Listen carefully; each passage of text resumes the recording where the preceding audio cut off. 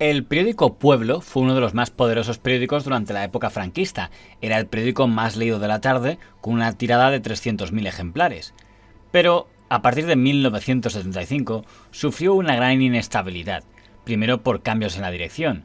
En enero de 75, sale el señor Romero y se nombra director a don Luis Ángel de la Viuda, que intenta hacer una redacción nueva, prescindiendo de los que habían sido los principales colaboradores de don Emilio Romero. ¿Estaba usted en Pueblo cuando se produce el cambio tras tantos años de director de Emilio Romero y entra Luis Ángel de la Viuda, que también ha estado por aquí? Sí, yo aguanté hasta entonces. Luis Ángel de la Viuda me echó. Es decir, Luis Ángel de la Viuda prescindió de algunas personas que olíamos a Romero. Y se quiere un poco derromerizar el periódico cuando... Posiblemente, fíjate, yo no era nadie, pero me mandó a casa. Al año llega el primer gobierno de la monarquía y el nuevo ministro de Sindicatos, don Rodolfo Martín Villa, opta por destituir a don Luis Ángel de la Viuda y nombrar a un director afín, el señor Fernández Figueroa. ¿Por qué cree que el gobierno cambió en su momento a Luis Ángel de la Viuda, que era un poco el de la etapa post-Emilio Romero, que puede ser la etapa de transición desde Pueblo? ¿Por qué ese cambio a nada más llegar el primer gobierno, digamos, de la monarquía, con Martín Villa como ministro de Sindicatos? ¿Por qué decidieron ese cambio de...? ¿Por qué cree usted impresión de que cambiaron a ser de la Viuda por el señor Figueroa? Yo creo que, no sé ahora ya con el paso del tiempo, si alguien tiene una explicación, en su momento nadie la tuvo.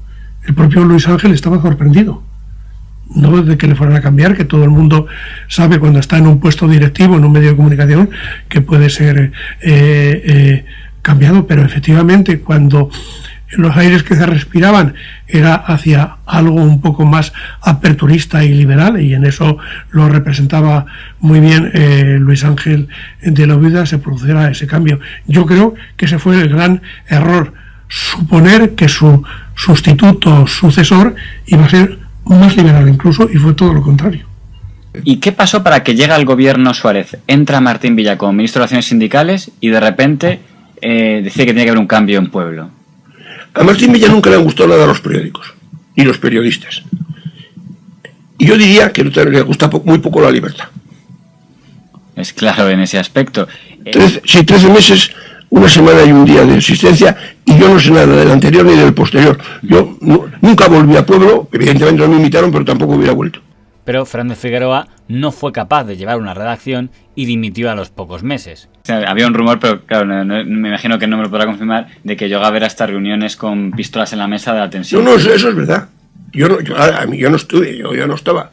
Pero, y hombre, la prueba que es que Fernández Figueroa debió durar, no llegó un año. Y nombraron para sustituirle a una persona como José Ramón Alonso, que era un pacificador.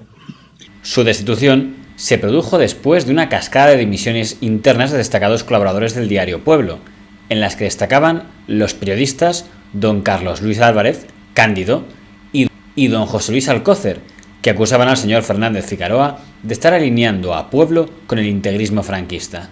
Sí, yo estuve unos meses con el señor Figueroa. Lo digo porque a mí me ha extrañado muchísimo. Yo creo que en la prensa de Madrid, a lo mejor me equivoco, no ha habido un mandato tan corto como el del señor Figueroa, y es algo que me lleva a decir qué pasó para... Oficialmente el periódico dice, pues acaba una etapa, comienza otra, y dices, pues qué etapa más corta. Creo que fueron 2 meses de director de un periódico tan importante como era Pueblo.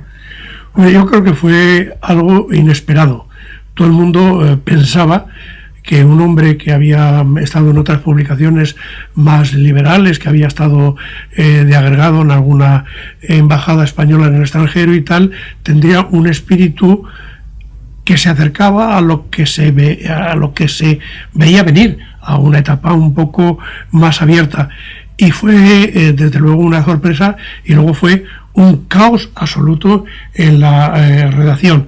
Ante cualquier noticia llamativa y explosiva, él hacía que se sacaran pruebas, pero no solo de la noticia que se discutía, de la noticia que podía ser delicada, sino de todo el periódico. Entonces, de un periódico como era Pueblo de aquella época, con 70 y tantas páginas, 80 y tantas páginas, había que hacer copias galeradas de todo el periódico y llevarlas a Presidencia del Gobierno, a Arias Navarro, para que allí le examinaran y dieran el visto bueno.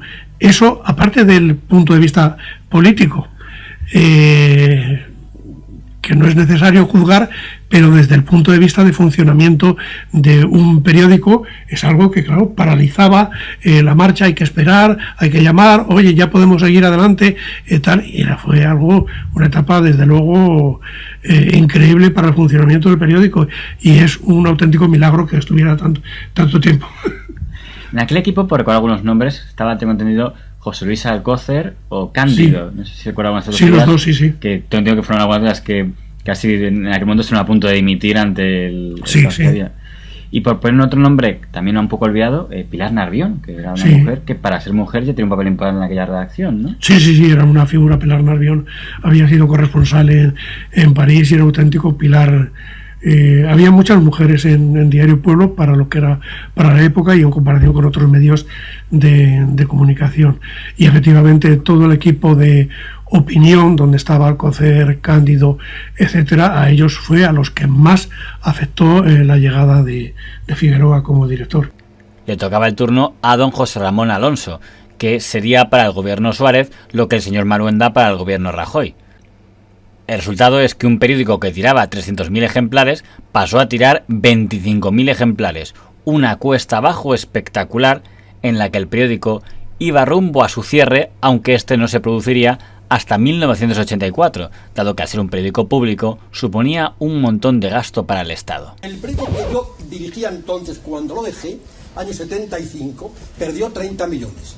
Ahora lo han cerrado con 2.000 millones de pérdidas y con 25.000 ejemplares. Bueno, lo que pasa es que la diferencia yo creo es bastante que importante. Podemos...